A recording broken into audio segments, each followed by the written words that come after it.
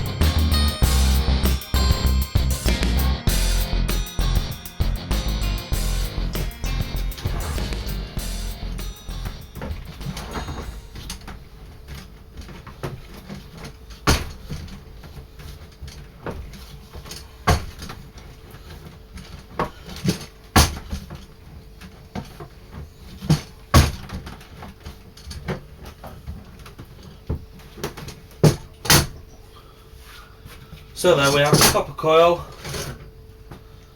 now tightly coiled to the shape that we want it, and as you can see, this will fit rather neatly into our wort boiler, or our pan. And let's have a quick count. 1, 2, 3, 4, 5, 6, 7, 8, 9, 10, 11, 12, 13, 14, 15, 16. There's 17 coils on there.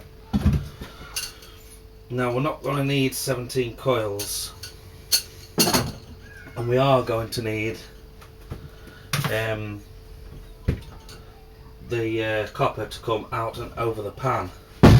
So just to give me an idea of height, what I'm going to do here is just begin to unwind a couple of these, and we'll just bend it up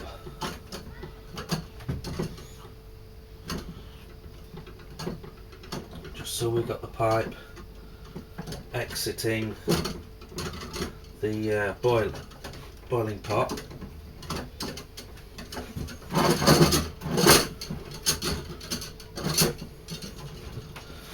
Okay, then we want to try and make the other side match this, and we're going to send it up through the centre. Pop that there.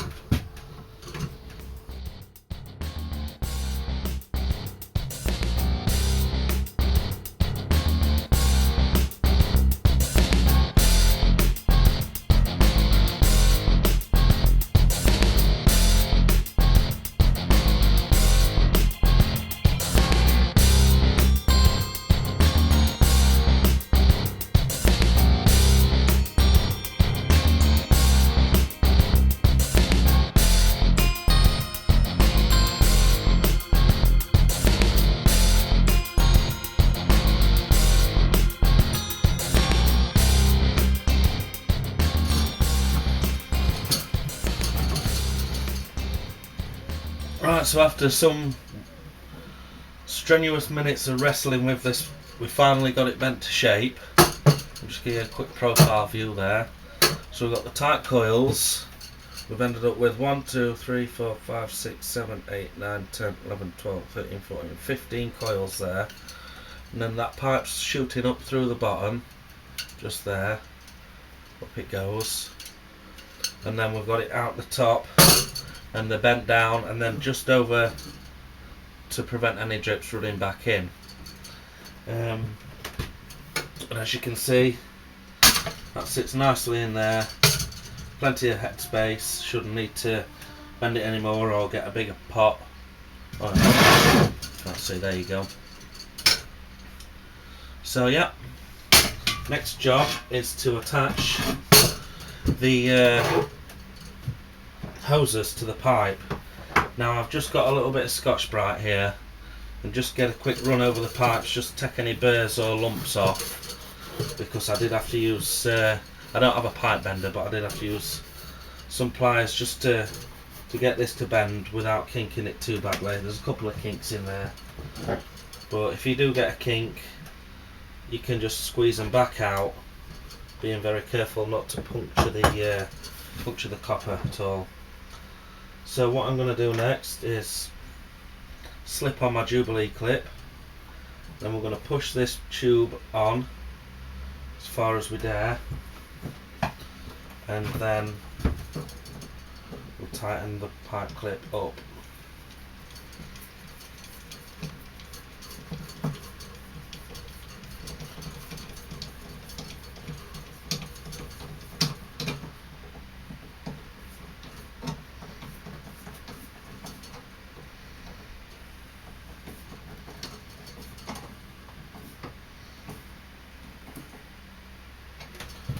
There's one. Just pre-tighten this one a little.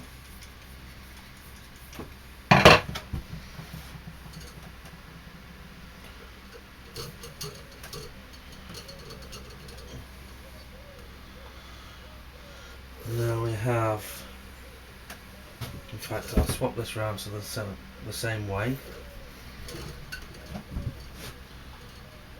Now we have two.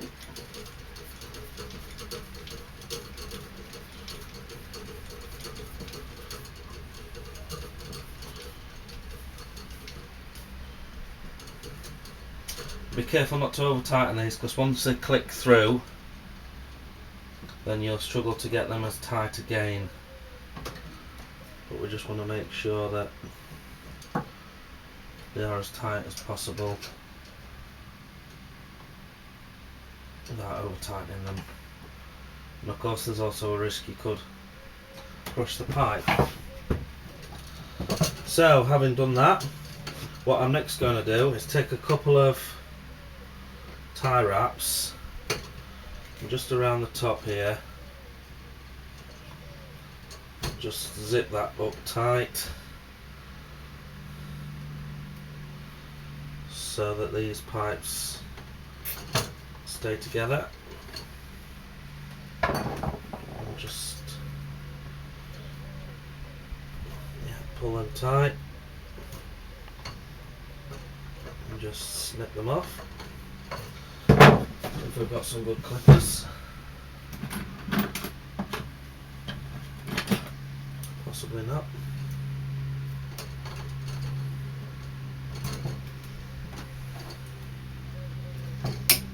There we go. Right, and then the final part of this process is to attach these. Now you can get different types of hose lock attachments.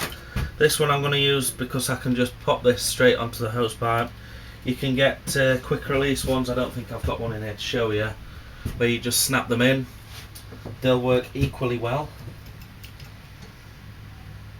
But yeah, you've got your screw ring on first, and you've just got to push the pipe over the little nozzle in the middle.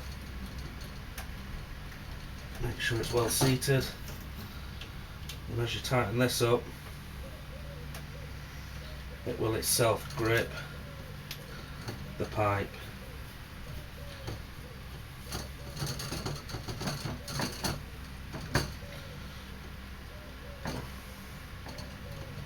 There's one.